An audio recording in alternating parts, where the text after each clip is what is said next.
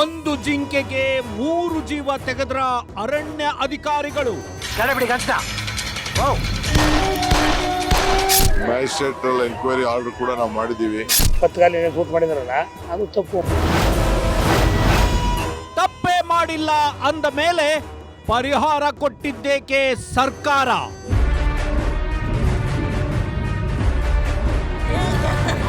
ಮೂರು ಜನರ ಸಾವು ಕೊಲೆ encounter.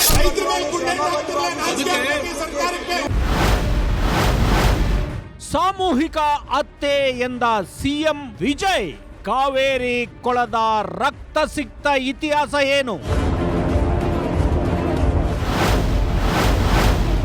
Shootout politics untold story ವೀಕ್ಷಿಸಿ.